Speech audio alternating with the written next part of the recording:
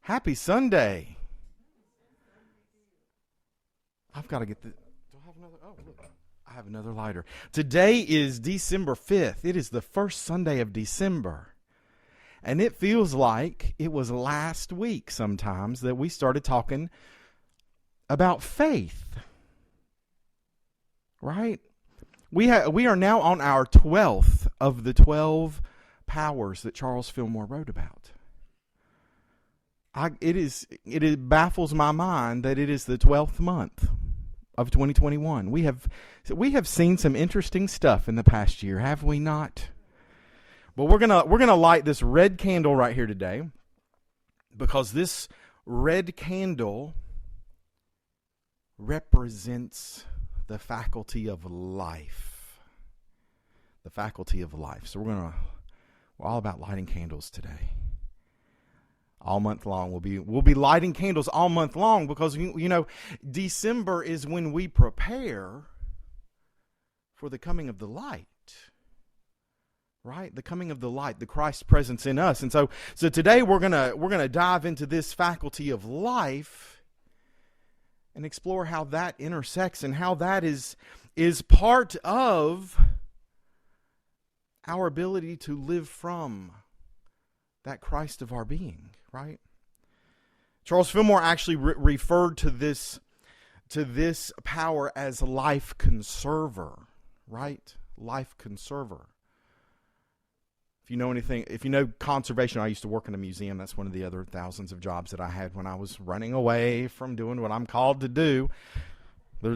Y'all get tired of hearing that, but some of you are running from what you're called to do, and the world needs you to show up and do it. So conserver, conservation, it is life preserver, right? We are preserving life. And in his book, 12 Gifts from God, How to Use Your 12 Gifts from God, William Warch writes this: life gives me the ability to heal, restore, and draw upon the living Christ. Life allows growth, progress, attainment, and mastery for all. Life gives me the ability to heal, restore, and draw upon the living Christ. So I want to be clear when we talk about this idea of life. We're not talking about the biological process of this incredible spacesuit that we've been given, right? I mean, there's a whole other life sciences that's going to explore, the importance of your mitochondria, right? I sound intelligent when I say that, don't I? I can tell you a little bit about it, but not enough. But I can tell you that when I talk about life, and when Charles Fillmore was talking about life, and when William Warch talks about life, we are talking about consciousness, right?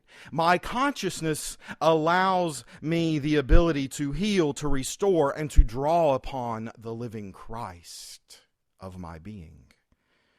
Right? My consciousness allows me growth and progress and attainment and mastery. And the same is true for you, each one of you. Right? It is your consciousness that makes a difference. Right? Because some of you have animals at home like me. We have these incredible pets at home, but they don't have the consciousness that we have. Sometimes I think they're a little more evolved than we are. But so we have this power of life, and to truly experience the power of life, write this down, we must fully utilize what we have been given. You get that? We have to fully utilize what we have been given. We don't always do that, do we? We don't always show up. There's a story of an area director for a multi-million-dollar business, right? And this area director is about to take a couple of weeks off. Must be nice to take a couple of weeks off, huh? And so the area director calls in one of his district managers and says, "I'm going to give you $5 million while I'm gone. to run your division. And that manager's like, okay, sounds good to me. Calls in another area manager and says, I'm giving you $3 million to handle your part of this organization while I'm away. Sounds good. Calls in a third area manager and says, okay, I'm giving you $1 million to handle your part of this business while I am away. Okay, great. So then the area director takes some time away. He's gone for a while, comes back. I said he, but let's be clear, it's a woman, right? She comes back and she calls in the third person, the person that she gave $1 million to, and she says, tell me what you've done. And this manager hands her back the $1 million and says, I took care of your money. I actually hid that money in a safe deposit box. I didn't spend any of it so that it would be here and be available for you when you got back. She goes, interesting. She calls in the second manager and she says, so I gave you $3 million. What have you done? Oh, well, I invested in our employees and they turned around these business practices, and now that you're back, here's your original $3 million and here's an additional $3 million. Wow. And then she calls in the first manager and she says, hey, I gave you $5 million and I'm interested. What have you done? Well, I took part of that $5 million and I invested it. And then I took another part of that $5 million and goes through an entire list of all the actions that have been taken. And so the director says, okay, so what's the outcome at this point? Well, here's your original $5 million back, and here is an additional $8 million.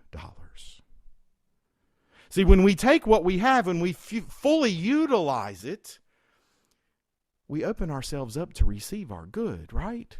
But when we take it and we hide it away, right? Let's be clear, when we take it and we hide it away, we're living from a consciousness that is grounded in lack and limitation and fear. And when we live in lack and limitation and fear, you know what happens? We don't receive our good, and what we have actually gets taken away from us. So, the person that got $1 million and handed $1 million back lost their job because they didn't know how to make decisions. They didn't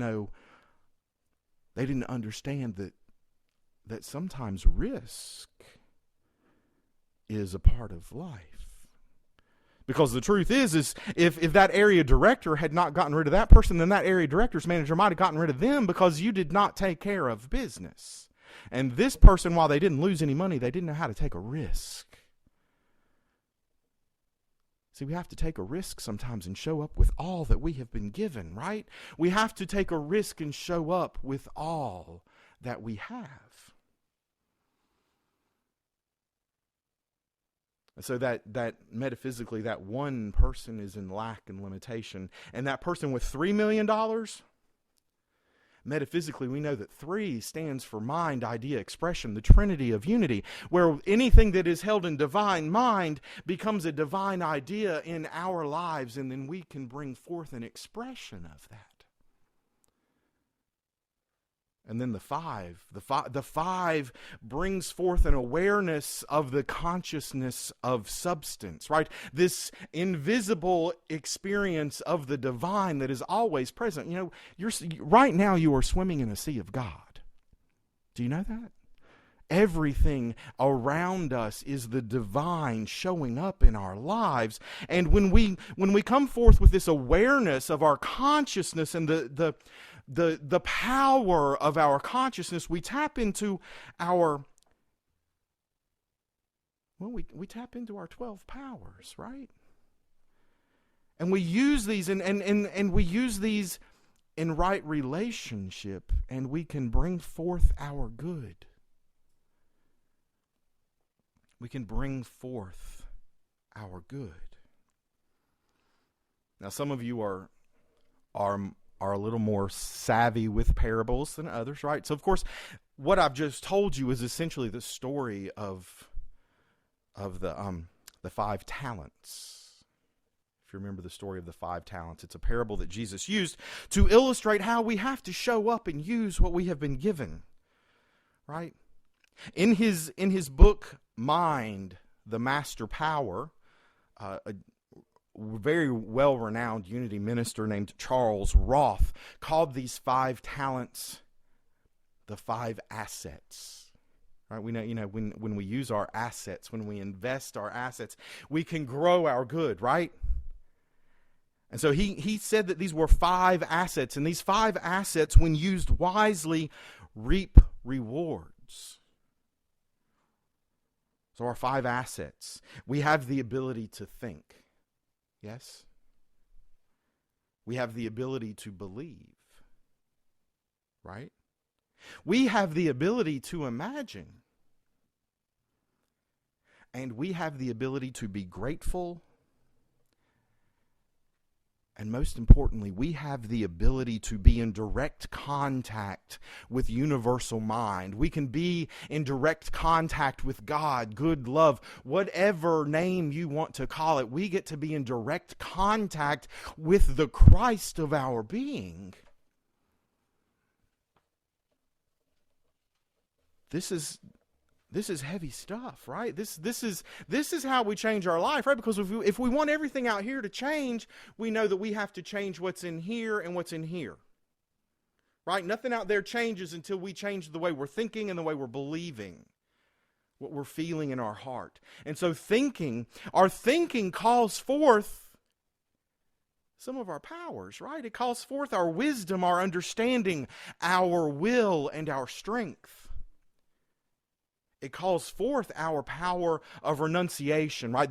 That where we eliminate that which is no longer true, that which we realize pulls us away from the truth of our own divinity. We have this power where we get to believe, right? And belief calls forth our powers of faith and power and order. Because when we believe in order, we know that all things are working out for good, yes? And we have to stand in our faith in that, because when we look out here, some things don't look like they're very ordered, do they? But we get to believe. We have this power to imagine, right? And imagine is our power of imagination. It's our power of zeal. Right? We get to show up and we get to fill this with our energy, and we get to go forth and do that which we are called to do and stop running from it. And then we get to stand in the truth of our gratitude and our connection. Right? And these are our powers, again, of order. Because if we know it's in order, then we can be grateful for it. And we get to stand forth in our love. Right? We get to see that everything is the Christ of its being. And we get to celebrate our life. We get to conserve our life. This part of us that is eternal. Right? Because this amazing spacesuit that you're wearing today, it's not eternal. But who you are is eternal. Right? And we celebrate this connection because we are always connected to creative energy, right? We are always created and connected with Source. What is sometimes missing is our awareness, our intention to be aware of our connection. You can never not be connected to God, good, love. Ever. You can never, ever not be connected. What may be missing is our awareness, our intention to be aware and feel that direct connection. And when we bring our awareness to this, right, we bring our awareness, we get really clear on our desire, right? Our heart's desire. And you've heard it here many, many times. Your heart's desire is God's desire for you. Whatever your heart desires in this world, whatever good you are longing for, that is what creative mind is calling forth for you, right? So we have to be clear. We have to be clear in our thinking, our believing, our imagining, and our gratefulness. See, we have to be clear in God's longing as us. When we're clear in that, it's really easy to show up the way Charles Fillmore says we need to show up to use this faculty of life. If a person would be a master in the realm of creative ideas, he must be free from worry and doubt and misgivings, and be filled with joyful praise and anticipation. Can you imagine what your life would look like if you were always filled with praise and anticipation?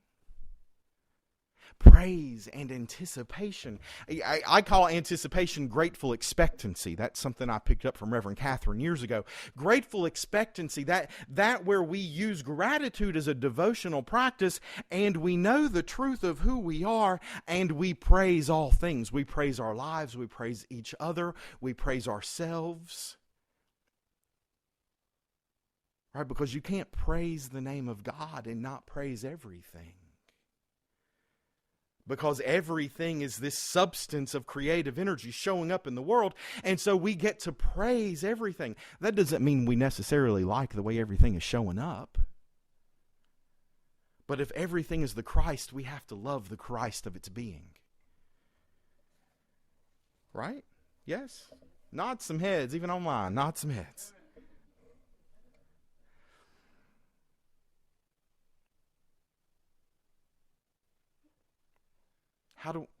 How do you know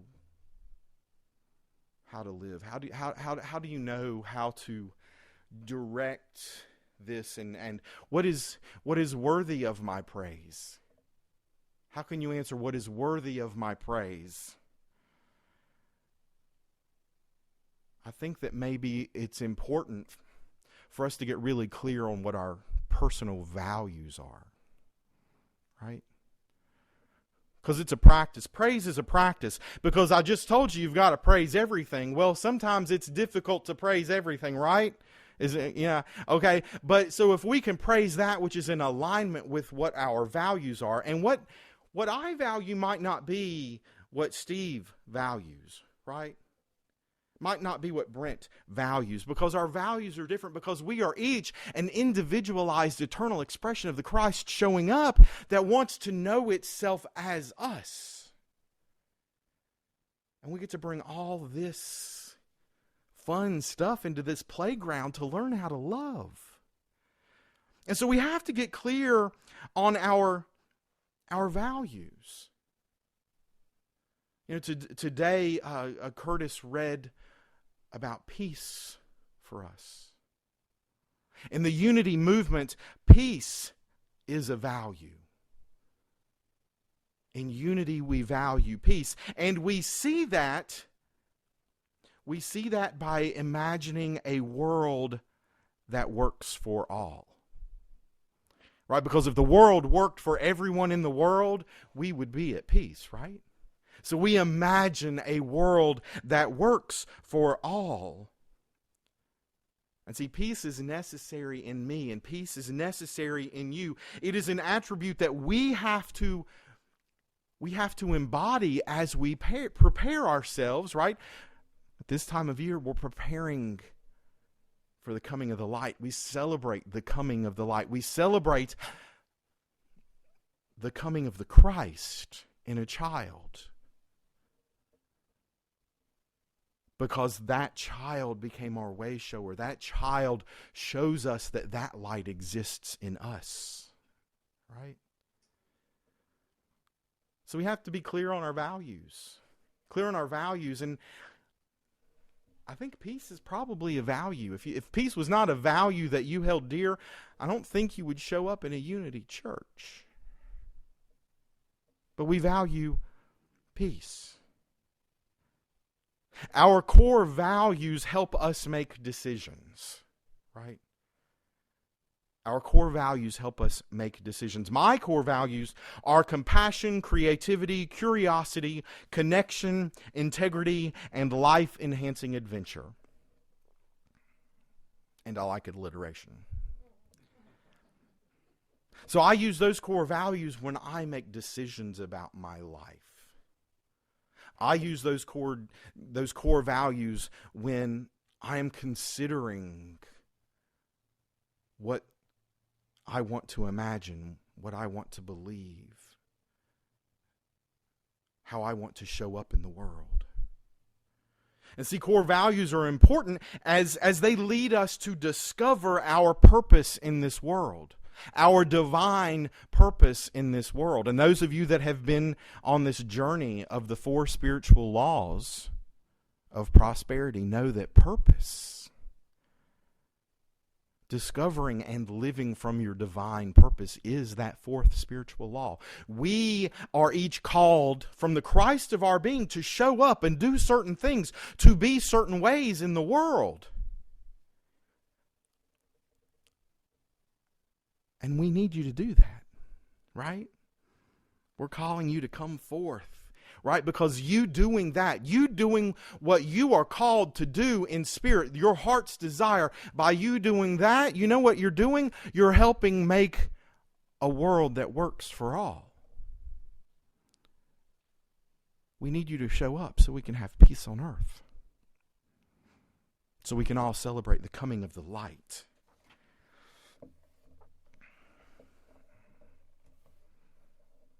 This is challenging stuff sometimes. When we look at Scripture, so I don't do this much, but I'm going to read from a Bible today. Let's see. Okay, this is Luke chapter 12, verse 48. From everyone to whom much has been given, much will be required. And from the one whom much has been entrusted, even more will be demanded. You have been given 12 incredible powers, 12 incredible faculties to come forth and experience the Christ of your being. You have been given this. You have been given much. You have been entrusted by this creative energy. God, good love, has called you forth into being. And so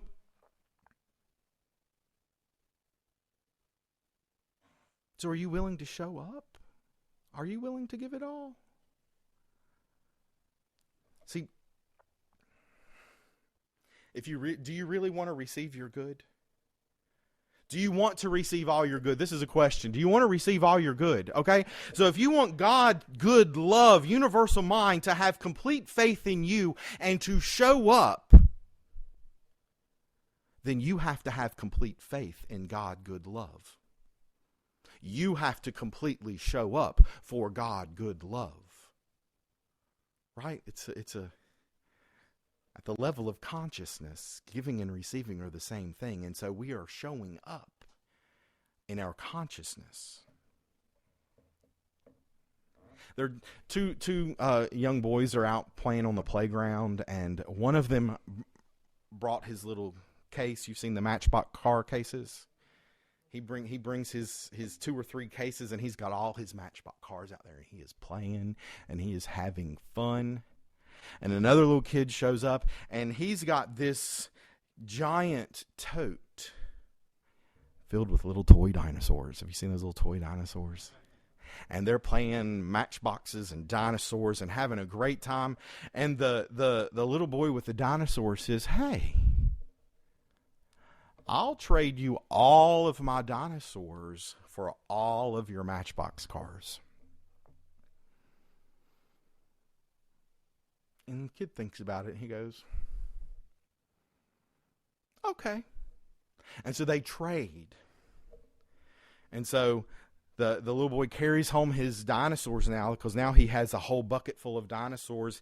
And the little boy that has all the Matchbox cars, he goes home with the Matchbox cars because he's given up all of his dinosaurs, except he's sitting at home and he's holding on to that one little T-Rex. You know, the T-Rex, that was his favorite, and it was the fiercest of the dinosaurs, and he held on to one of them. And so he was sitting there thinking, and he's thinking, I'll bet he didn't give me all of those Matchbox cars. I bet he kept some back for himself. See, we don't see the world as it is. We see the world as we are. Right? And universal mind knows if you are holding something back. Right? Universal mind always knows, because we are one with universal mind. And if you are holding something back because there's some little seed of lack, limitation, or fear inside of you,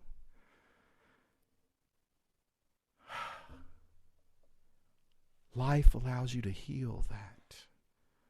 Your power of life allows you to forgive this idea that you ever thought that you would not have enough. Right? And so if you think that God, good love, is holding out on you, you're just seeing some place in your life where you're holding out from God, good love, from showing up to live out your heart's desire. Right?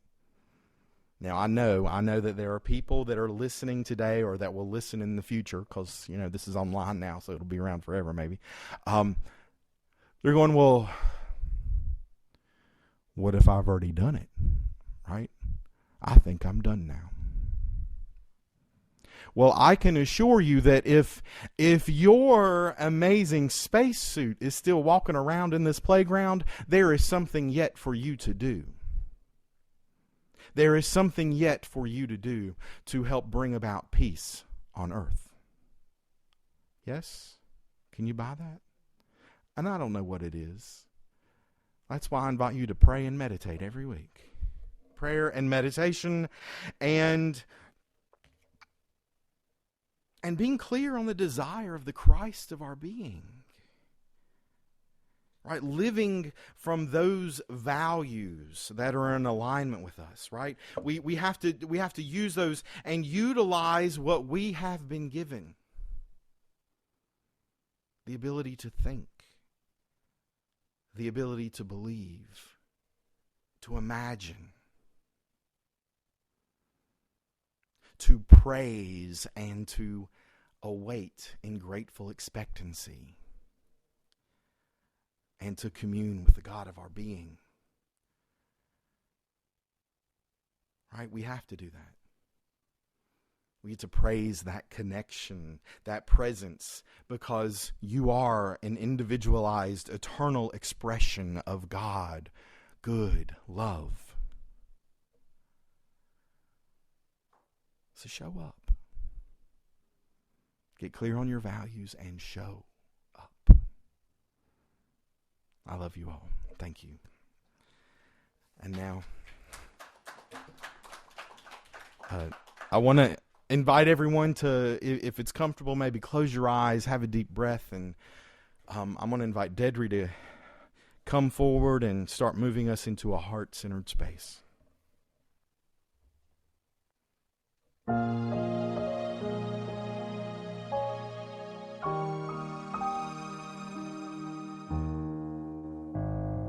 In the silence, there is a sacred place, a secret meeting place.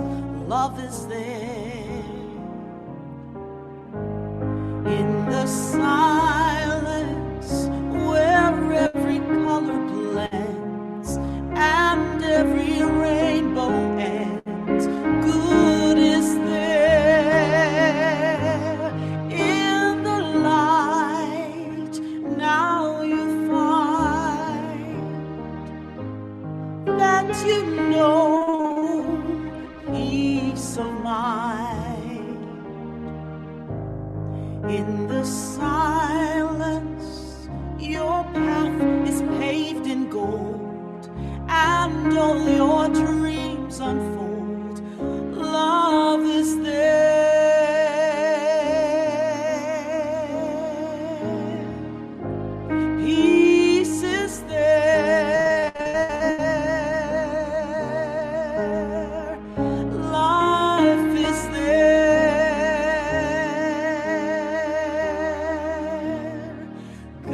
God is there.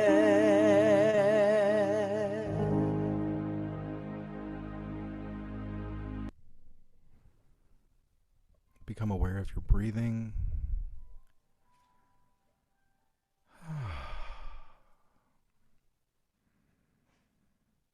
Simply relax into this space, knowing that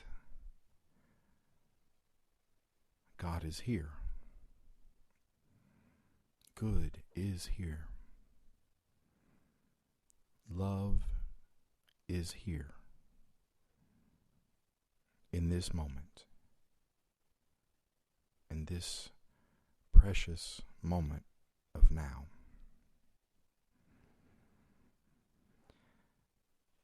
And as you exhale, just relax into this space and bring your awareness to your heart. Bring your awareness to your heart's desire, that which is longing in you to come forth. Relax into this space, into this desire.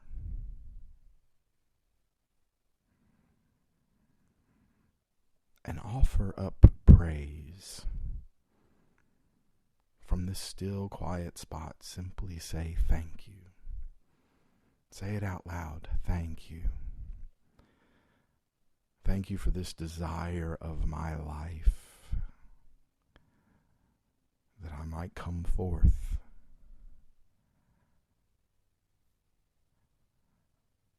Just sit here and meditate on this desire for a moment in the silence.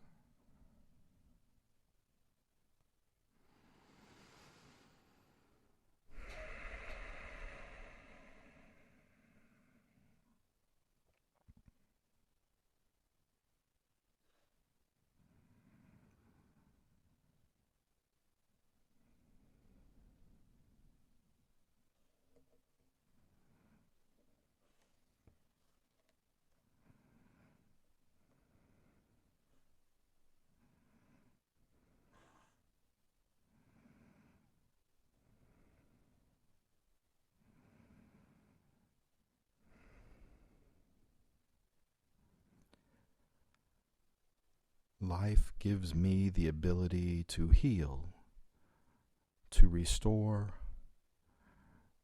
and to draw upon the living Christ. Life gives me the ability to heal, restore, and draw upon the living Christ. And so it is.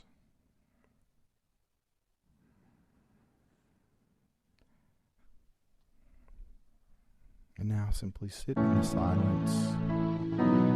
Bring your awareness back.